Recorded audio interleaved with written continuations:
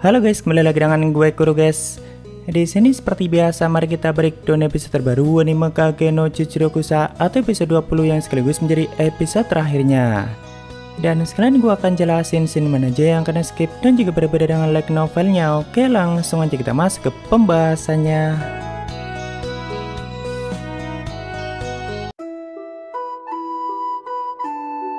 Episode terakhir ini berjudul Kedatangan Sang Iblis dan masih melanjutkan situasi menegangkan di festival Busin sebelumnya, di mana saat itu kita diperlihatkan Gemina yang meninggalkan Iris begitu saja untuk ikut campur dalam masalah Rosoriana dan akhirnya bertarung melawan Beatrix sang Dewi Perang. Ya, seperti yang kita bahas sebelumnya, kalau Cid itu sama sekali gak menduga kalau Rosa akan muncul dan bahkan langsung merebut perhatian semua orang di tempat itu. Otomatis jika dibiarkan begitu saja, penampilan Gemina nggak akan bisa maksimal dan skenario yang dibuat Cid bisa gagal. Soalnya kan dia niatnya mau menghilang dengan sangat fenomenal setelah mengalahkan Iris. Tapi perhatian semua orang malah tertuju pada tindakan Rosoriana. Makanya Cid langsung mendekati Rosoriana dan langsung ikut campur dengan permasalahannya demi merebut kembali perhatian semua orang dan ternyata bisa berhasil. Iris yang melihat kalau Gemina ternyata adalah Seido, tentu seketika kemarahannya langsung memuncak. Ya, sebenarnya itu hal yang wajar dan Iris punya hak untuk membalas perbuatan Seido selama ini. Karena kan dari sudut pandang Iris, Seido dan organisasinya itu sudah menciptakan banyak masalah bagi kerajaan Midgar. Dan bahkan kali ini dia sudah merusak festival Busin yang bagi kerajaan itu dianggap sebagai festival yang sangat penting. Tentu sebagai putri kerajaan dan sekaligus pemimpin para ksatria kerajaan itu, harga dari Iris seperti sudah diinjak-injak dan wajar baginya untuk marah. Walaupun di animenya kemarin Iris dibuat semakin kelihatan menonjol dan jauh lebih kelihatan marah dari light novelnya. Kalau di novelnya saat Iris berniat membantu Beatrix untuk mengalahkan Seido, dia sempat mengatakan ketidakmampuannya dan sadar diri kalau dirinya tidak sekuat Beatrix dan jelas bukan tandingan Seido. Karena memang pertarungannya dengan Gemina sebelumnya sudah jelas membuktikan perbedaan kekuatan mereka yang terlampau jauh. Di sini kita juga ditunjukkan beberapa scene cepat yang memperlihatkan kepanikan warga ibu kota Midgar, terutama yang di sekitaran wilayah arena festival Busin. Lalu Raja Midgar yang mulai mengambil tindakan darurat dan Dom yang langsung pulang ke Oriana dengan cukup frustasi. Sedangkan Gelar Kage no Mai sibuk mencari adik kesayangannya di tengah kepanikan itu, dan tentu semua itu adalah scene tambahan dari animenya sendiri. Cuma di sini sang raja sempat mengatakan kegelapan yang sudah menggeliat dari dulu akhirnya semakin gelap. Dan mungkin hal itu merujuk pada sekte yang selama ini sudah menguasai beberapa negara besar termasuk kerajaan Midgar. Lalu scene pun berpindah ke pertarungan Beatrix melawan Seido di atap bangunan. Saat itu terlihat Beatrix bahkan tidak mampu untuk mengikuti kecepatan Seido dan seperti cuma dipermainkan olehnya. Kalau di novelnya juga dijelaskan pergerakan Seido itu sangat alami dan hampir tidak mungkin untuk dirasakan. Soalnya kalau hanya mengandalkan kecepatan saja, jelas Beatrix masih bisa merasakan dan menyadari arah pergerakannya. Soalnya dia mampu merasakan keraguan, kesombongan, dan haus darah dari setiap pergerakan lawannya. Tapi semua itu nggak bisa dia rasakan dari setiap tebasan ataupun semua serangan Seido. Makanya di sini dia mengatakan sama halnya seperti tetesan hujan yang tidak bisa disadari. Atau maksudnya semua pergerakan Seido itu sangat alami dan mengalir begitu saja. Saat itu di tengah pertarungan tiba-tiba Iris datang dan berniat mengalahkan Seido dengan kekuatan baru atau kekuatan pinjaman, yaitu pedang yang merupakan artefak kuno. Tentu Seido langsung mengejaknya dan itu membuat Iris semakin murka. Jadi pedang artefak yang digunakan Iris tadinya dipajang bersama patung pahlawan di bagian paling tengah tempat VIP, dan tentu itu scene tambahan dari animenya sendiri. Cuma akibat bentrokan kekuatan dahsyat Beatrix dan Seido sebelumnya, patungnya sampai hancur dan akhirnya Iris mengambil pedang itu. Nah, mulai dari scene ini atau pertarungan mereka yang sampai mengitari ibu kota Midgar dan akhirnya sampai di atas menara itu merupakan scene original atau tambahan dari animenya sendiri. Jelas di pertarungan itu Iris sampai di buff gila-gilaan dan bahkan sampai mampu mengikuti kecepatan Beatrix dan juga Seido. Faktanya Iris nggak sekuat itu dan level kekuatannya masih jauh di bawah level kekuatan Beatrix. Cuma mungkin supaya lebih kelihatan masuk akal, Iris sampai menggunakan artefak kuno walaupun hal itu sangat bertentangan dengan keyakinannya sendiri. Tapi ya mungkin karena saking marahnya Iris, dia sampai rela menggunakan artefak kuno atau kekuatan pinjaman. Dalam scene tambahan itu, Seido juga sempat menggunakan serangan air dengan teknik milik ras vampir kata Beatrix. Tapi kata Seido itu adalah teknik milik penyihir dan satu-satunya penyihir yang pernah Seido temui ya hanya Aurora. Namun dari semua scene tambahan itu, kita jadi semakin bisa menikmati pertarungan mereka dan itu ditampilkan dengan sangat epik. Semua kemarahan Iris juga semakin diperlihatkan dan begitu juga dengan ketidakmampuannya. Jadi walaupun sudah menggunakan artefak kuno dan itu sama aja sudah membuang harga dirinya, Iris tetap tidak mampu menjangkau kekuatan Shadow dan bahkan di pertarungan itu Shadow masih bermain-main dengan mereka dan sama sekali belum serius. Tentu Iris yang menyadari semua itu semakin dibuat frustasi dan tentunya para penonton juga semakin puas. Pada saat mereka masih bertarung di tempat lain atau tepatnya di sebuah gang yang cukup sempit, saat itu Rose yang berhasil melarikan diri langsung dijemput oleh Alpha. Walaupun Alpha sempat memberinya dua pilihan, yaitu mau bertarung sendiri atau mau bertarung bersama Shadow Guardian dan gabung dengan mereka. Rose pun akhirnya memutuskan untuk gabung dengan mereka demi menyelamatkan kerajaan Oriana. Tapi tentu Alpha menyuruhnya untuk membuktikan kelayakannya dulu. Apakah kerajaan Oriana layak untuk diselamatkan dan apakah Rose layak mendapatkan dukungan dari Shadow Guardian? Semua itu tergantung dari Rose nantinya. Lalu kembali ke pertarungan Shadow yang saat itu sudah sampai di atas bangunan tinggi di ibu kota Midgar. Nah, kalau di light novelnya inilah scene pertama saat Iris memutuskan gabung ke pertarungan mereka atau membantu Beatrix mengalahkan Shadow. Walaupun di novelnya area pertarungan mereka itu masih di dalam arena dan semua penonton bisa menyaksikan kengerian itu. Di sini Iris memutuskan untuk menjadi umpan demi menciptakan celah untuk Beatrix dan bahkan dia rela mengorbankan nyawanya sendiri asalkan Shadow bisa dikalahkan. Cuma sayangnya Shadow bisa mengatasi semua serangan mereka dengan mudah dan bahkan sampai menginjak tubuh mereka berdua dengan cukup keras. Setelah itu di saat Shadow berniat meninggalkan mereka dan sengaja membiarkan mereka hidup, sang putri Iris yang masih tidak terima langsung mencoba menghentikannya dan juga mengancamnya.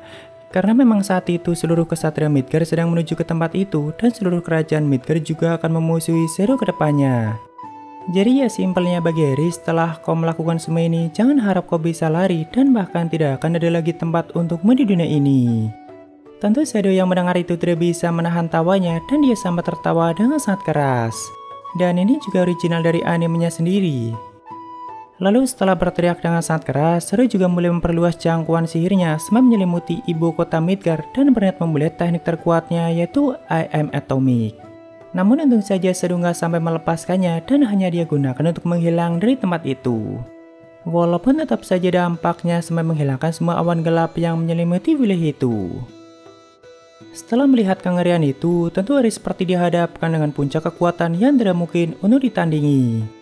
Bahkan semua perasaan marah, sedih, putus asa, dan frustasinya sampai tidak tertahankan lagi dan akhirnya Iris hanya bisa menangis dengan sangat keras. Ya itu hal yang sangat wajar apalagi Iris masih sangat muda dan baru kali itu dirinya dihadapkan dengan kekuatan yang sangat besar dan lagi-lagi Iris tidak mampu melakukan apapun.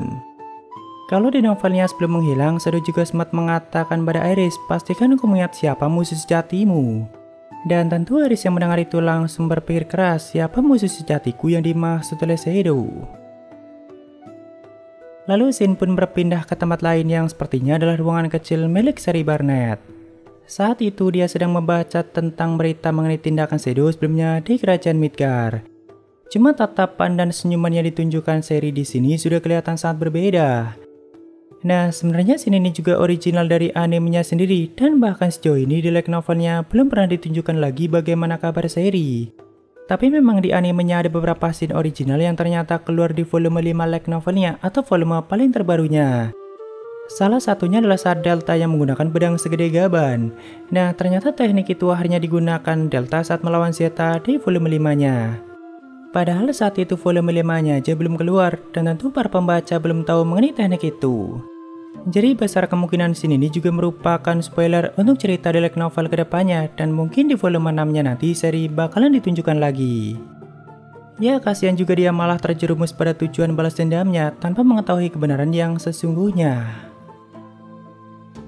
Lalu setelah itu kita ditunjukkan beberapa adegan singkat seperti Dom yang sedang melaporkan kegagalannya pada atasannya atau Mordred. Lalu Iris yang mengantarkan kepergian Beatrix dari kerajaan Midgar. Para anggota Shadow Guardian yang selalu sibuk dengan misi mereka masing-masing dan seperti biasa tindakan Shadow secara kebetulan semakin memperlancar rencana yang sedang mereka jalankan saat itu. Padahal ya tentu sebenarnya Cid hanya asal bertindak saja dan cuma fokus pada permainan yang dia ciptakan sendiri aja. Lalu Epsilon, Kai, dan Omega yang juga sudah siap untuk melakukan investigasi di kota tanpa hukum yang bakalan jadi arc selanjutnya. Dan juga Delta yang masih liar seperti biasanya. Sedangkan Chit sudah mulai berangkat ke akademi sebelum nantinya menjalani liburan musim gugurnya. Tapi untuk Hyoro terpaksa harus menjalani kerja kerasnya di tengah laut demi melunasi semua hutangnya dan bahkan kulitnya sampai terbakar. Namun ternyata di kapal itu juga ada Zeta yang merupakan salah satu anggota utama Sarugaden dan tentunya ini juga original dari animenya sendiri. Tapi memang Zeta itu seringkali menjalankan misi jangka panjang dan seringkali menjelajahi beberapa wilayah baru. Lalu Shin berpindah ke kampung halaman Chit dan saat itu Rose dan Alpha berniat menuju ke markas utama Sarugaden atau kota kuno Alexandria. Nah, jadi festival Bushin sebelumnya itu dimenangkan oleh Claire Kageno. Soalnya Aris sudah dikalahkan oleh Gemina dan ternyata Gemina adalah Shadow yang akhirnya menghilang begitu saja. Sedangkan Claire yang sudah sampai final tidak punya lawan bertarung dan otomatis ditetapkan sebagai juaranya. Tentu keluarga bangsawannya juga ikut merayakan kemenangannya di kampung dan kemungkinan Claire saat itu masih sibuk menghadiri beberapa perayaan di kerajaan Midgar. Saat itu Rose dan Alpha berjalan dari kampung Chit dan melewati hutan lebat yang sangat panjang sampai akhirnya tiba di kota kuno Alexandria. Nah, semua scene itu juga sering dirubah di animenya. Jadi kalau dilihat novelnya, saat Alpha menjemput Rose setelah melarikan diri itu di wilayah hutan sebelah kota Midgar. Setelah itu mereka langsung melakukan perjalanan menuju kota Alexandria dengan melewati Abysswood atau hutan kabut. Karena dijelaskan letak Abysswood itu ada di sebelah timur kota suci Limbum, walaupun ia mungkin sama dekatnya jika menempuh perjalanan dari kampung halaman Chit. Nah, sepanjang perjalanan itu di novelnya, Rose juga sempat menanyakan tentang Shadow, namun Alpha hanya menjawab seperlunya saja. Lalu seperti di animenya, Alpha juga menceritakan tentang naga kabut dan juga beliau yang sudah mengalahkannya. Cuma harusnya beliau yang dimaksud itu bukanlah Chit, melainkan orang lain dari masa lalu saat makhluk seperti naga masih menghuni dunia itu. Jadi jauh di masa lalu kota Alexandria itu merupakan kota yang sangat makmur dan dulunya merupakan ibu kota kerajaan Midgar. Cuma naga kabut datang ke wilayah itu dan menghancurkan kota Alexandria. Nah, di masa itu ada seseorang yang sengaja datang ke wilayah itu untuk bertarung melawan naga kabut dan tentunya orang itu juga sangat kuat. Walaupun dalam pertarungan itu dia tidak mampu untuk membunuh sang naga kabut dan akhirnya entah bagaimana sang naga mengembuskan nafas kabutnya untuk menyelimuti seluruh wilayah itu. Nafas dari sang naga itulah yang akhirnya menjadi kabut beracun sampai saat ini dan menjadikan hutan itu sebagai Abysswood. Sedangkan kota kuno Alexandria itu di tengahnya hutan kabut dan di masa ini sudah seperti dinyatakan menghilang.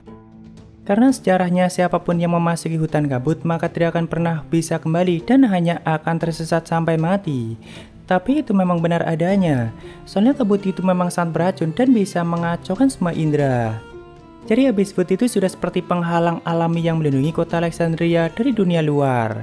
Bahkan di novelnya saat mereka sedang melewati hutan kabut, Rose hampir saja terkena racunnya yang sangat mematikan dan jika jauh dari Alpha sedikit saja maka dia bisa mati dalam sekejap. Jadi memang seberbahaya itu dan hanya anggota Sarugaden yang sudah sangat terlatih saja yang bisa melewatinya. Lalu setelah berjalan cukup lama, akhirnya mereka sampai di kota kuno Alexandria yang merupakan markas utama Sarugaden. Di situ kita bisa melihat ada patung Shadow yang sangat besar dan itu juga original dari animenya sendiri. Sama seperti patung yang ada di tengah toko Mitsugoshi dan tentu semua patung itu mereka yang membuatnya sendiri. Saat itu Alpha menyerahkan pelatihan Rose Oriana pada Lambda yang merupakan salah satu numbers. Rose juga mendapatkan julukan baru yaitu nomor 666 dan memang setelah masuk ke Shadow Garden mereka tidak diperbolehkan menggunakan nama asli. Ya tujuannya untuk menghilangkan dan menyembunyikan identitas asli mereka. Rose dimasukkan ke tim baru bersama nomor 664 dan 665 yang nantinya akan menjadi teman perjuangan Rose Oriana untuk mencapai tujuannya dan bahkan di volume 5-nya mereka sudah seperti sahabat Rose sendiri. Setelah itu di sini seperti yang kalian lihat Lambda memperlakukannya dengan sangat tegas dan bahkan satu-satunya kenangan yang Rose miliki yaitu bungkus burger dari Chit sampai dihancurkan. Ya perjuangan yang Rose lalui memang sangat menyakitkan dan butuh pengorbanan yang cukup banyak. Dan episode terakhir ini pun ditutup dengan permainan piano Shadow yang sangat indah. Jadi total 20 episode animenya itu mengadaptasi 2 volume light novelnya dan kabarnya akan ada season 2-nya yang langsung tayang di tahun ini. Ya untuk episode 20 ini ada banyak sekali perubahan dan juga ada banyak scene tambahan dari animenya sendiri. Tapi menurut gua hal itu sama sekali tidak mengurangi sisi menariknya dan malahan jadi kelihatan sangat epic. Jadi ya bagi gue sendiri ending animenya sangat memuaskan dan pas banget mengakhiri volume 2-nya. Ya mungkin segitu aja untuk pembahasan kali ini, dan jika ada kesalahan gue minta maaf atau kalian bisa koreksi aja di bawah. Thank you, sampai ketemu di video lainnya. Salam kru guys.